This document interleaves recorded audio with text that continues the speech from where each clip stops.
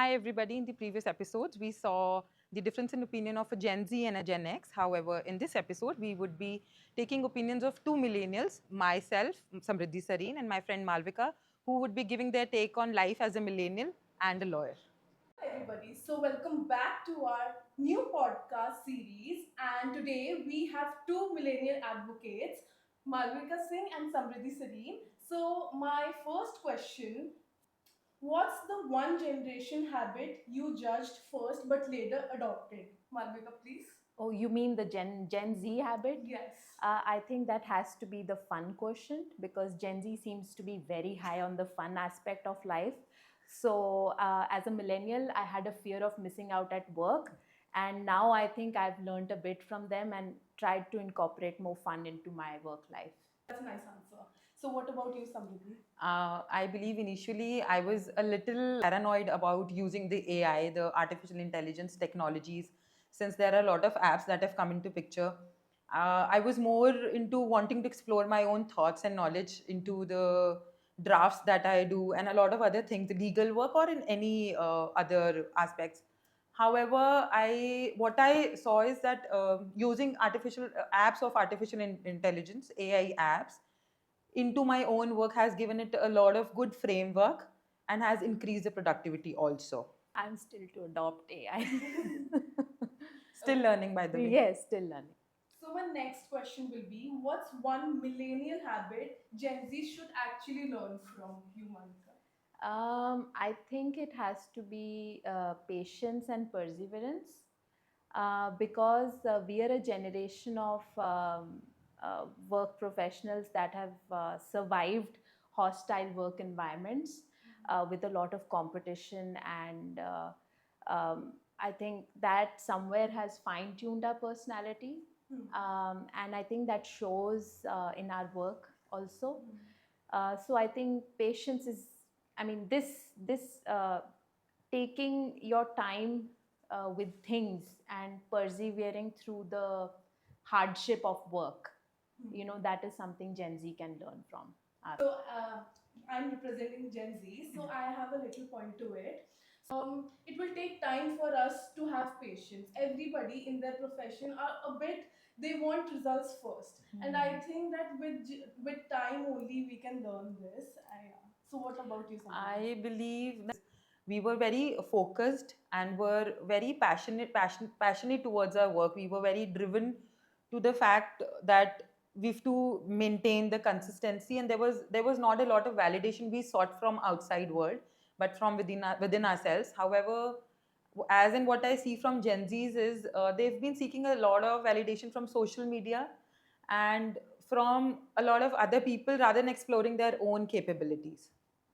That's true. I also think that कि Instagram इतना ज़्यादा अब हमारे mind सोशल पे I मीडिया think इतना it's not hype. only for Gen Z also. Nowadays सब लोग social media पे बहुत ज़्यादा active है and सबको वो standards reach करने हैं. I don't think कि जैसे Gen Z ही वो कर रहे हैं. I think कि जो जो social media पे है वो सब लोगों को वही validation चाहिए. Very true. As in what I see, for example, podcast that we are doing right now, it is a part of what Gen Z is being following, the social media validation, the social media thing. But I believe कि ये अब जो the number of likes that we get, the number of subscribers we get, that is giving a lot of dopamine, and that dopamine crashes also very soon because I have faced it myself. Other day I was talking to Vidushi about the previous episode that we've released. The entire night I didn't sleep.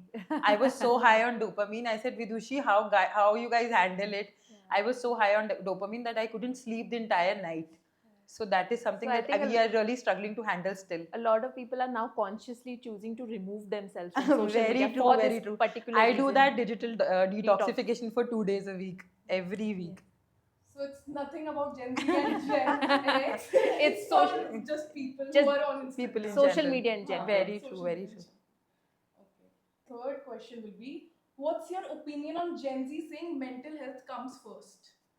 Um, I really like this phrase that Gen Z uses, mental health comes first.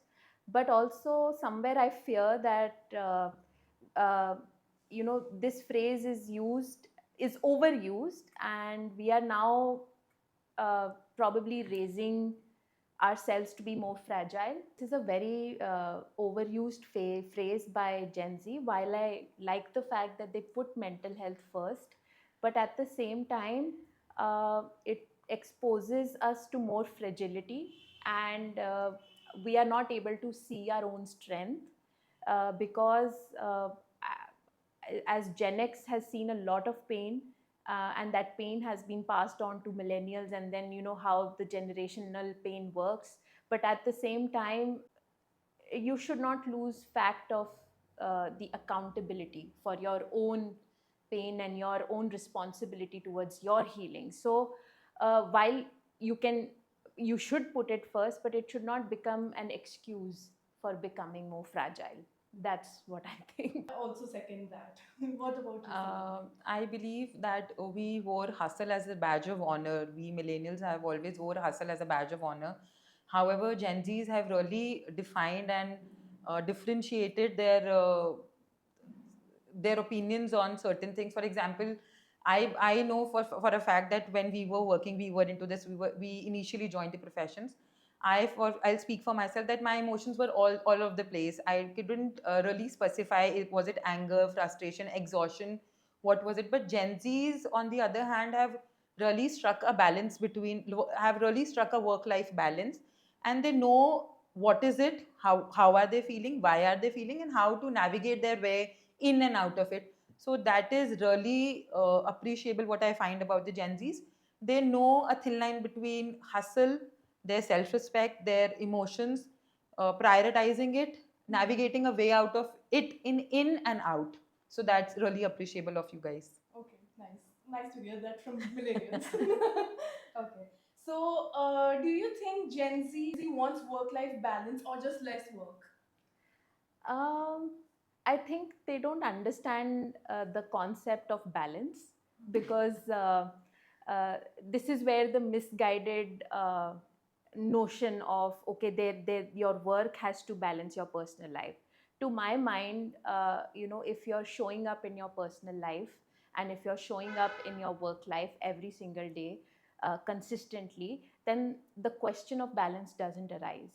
Nature is the best balancer, is what I feel. So provided you are sincere, so one doesn't have to come at the cost of other. And I think Gen Z has got it wrong when they say that okay, I will show up at work today, but I will not show up in my personal life, or sometimes they'll say, oh no, my personal life is affected, so I will sacrifice work for that. So I think it's a question of sincerity. So if you're showing up every day in every aspect of your life, I think there's the nature, the universe takes care of it. So life automatically balances. Okay. Yes. With somebody. My thoughts would really trigger a lot of Gen Zs, I believe, because as far as what I have observed in the courts or outside courts, Gen Zs are more focused towards the rewards rather than putting in the efforts and putting in a lot of hard work, smart work, whatever you say, because they're more concerned about rather than having a work-life balance, they want less work but more rewards out of it, which is slightly differentiating them from the millennials, you say, or from any generation that has gone before them. Because unless and until because what we've believed in, what I have believed in is unless and until you'll do best foot forward, the outcomes won't reach.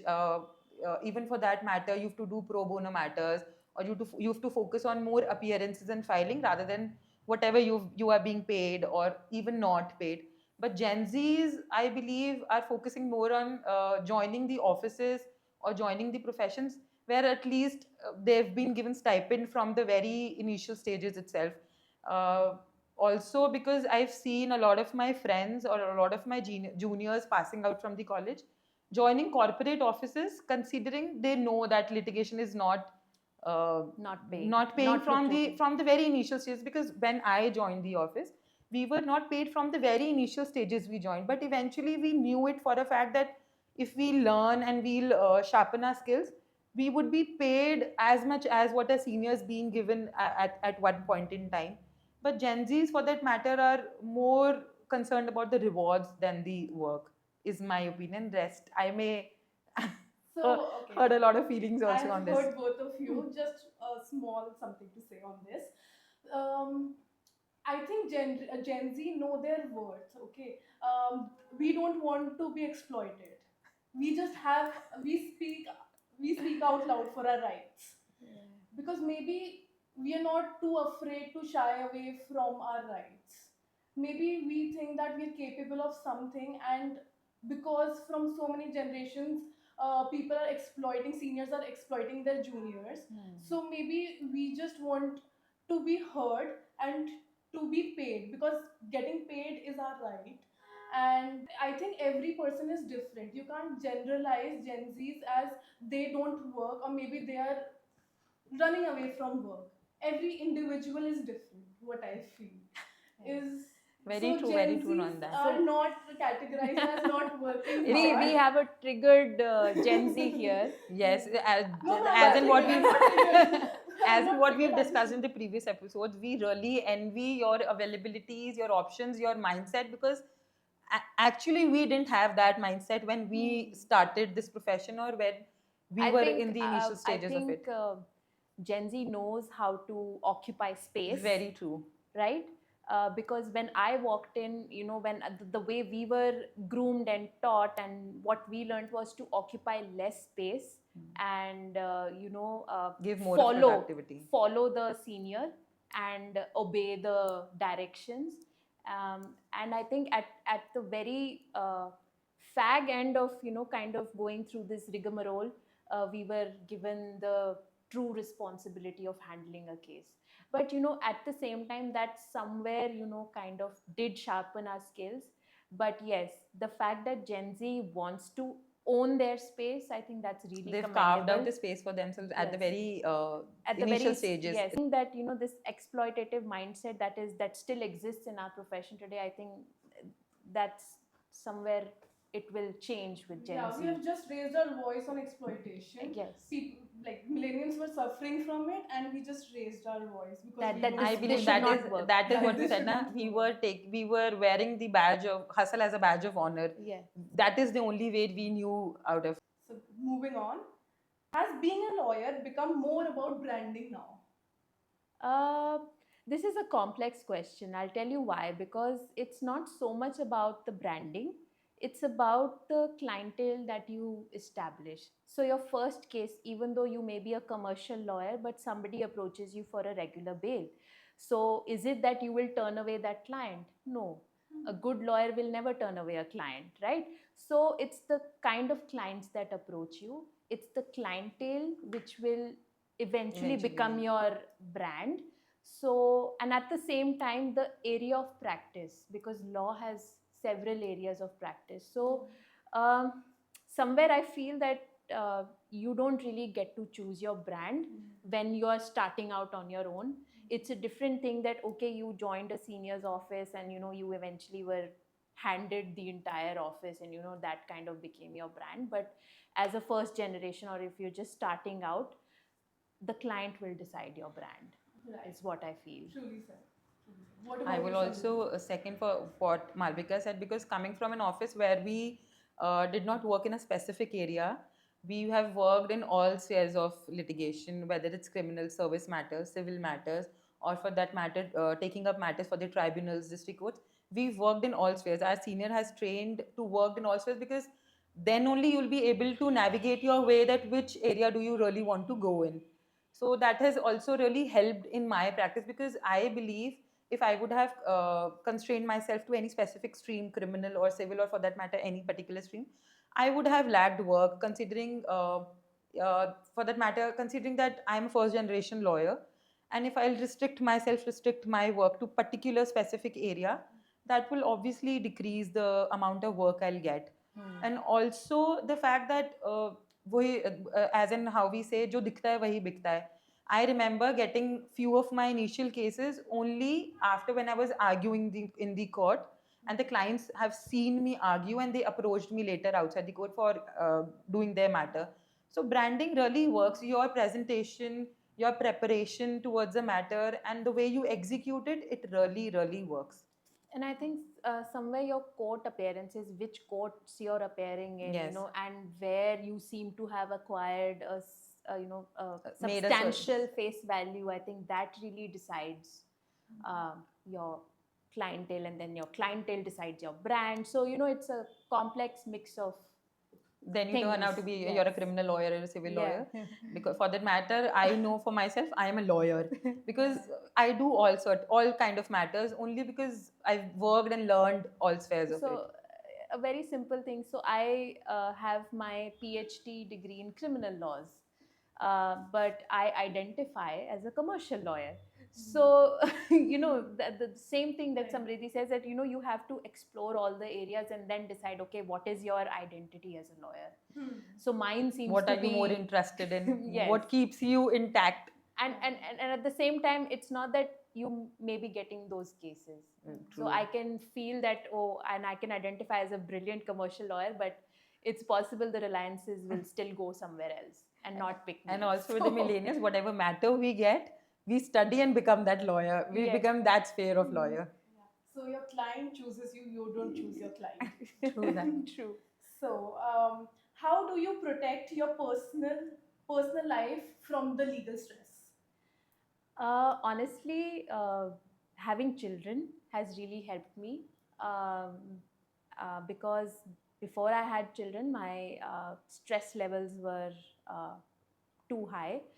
So once I had children, I realized, that okay, I need to uh, tackle this issue, because then I don't want to raise children that are stressed because of my stress. So I think having children has helped me manage that aspect. What about you, Sam? I'm still work in progress with that. However, I would say my son, he's really what he's really taught me is patience, because I see there's this saying that there's this saying, whatever you feel, if you're stressed, if you're anxious, your child will get a vibe of it. A happy mom will have a happy child, and they'll eventually will have a happy community. So I've worked on my patience level. There's this conscious wiring that I've done, which has helped me substantially in my work also, because this is a profession which really takes a toll on your mental health. Eventually, if you'll go back to your home exhausted, or thinking about your matters, or a lot of things that has really stressed you, that vibe will eventually go to your child. The child would be cranky, and then eventually one leads to another. So what I have tried to maintain is working on my patience level, which is still a work in progress, but I think I've substantially succeeded to it. So let's just end our podcast with a quick rapid fire. Okay, I'll ask both of you and you both answer one by one. Okay. So, what Gen Z phrase makes you laugh? Phrase would be Delulu is the Silulu. Delusion is the only solution. I've also heard of certain phrases. However, I'll say I am cooked. As in when I goof up in a matter, I say I'm really cooked. Okay, okay. What's your toxic legal trait? Ooh, toxic legal trait is probably rage baiting the opposite counsel. Okay. My toxic legal trait would be I really get into the character. I have to switch on the mic, lower down my voice. Otherwise, I get into the character and argue. And sometimes the judge has to say, "Are you scolding or are you arguing?" Okay. So, what's your most unhinged law school memory you can legally disclose? Mm, probably being carried on a wheelchair because of being too intoxicated on a farewell night. Yeah. My hinged memory would be the events that were conducted every year, the parties, and then going back home into the very cooked situation.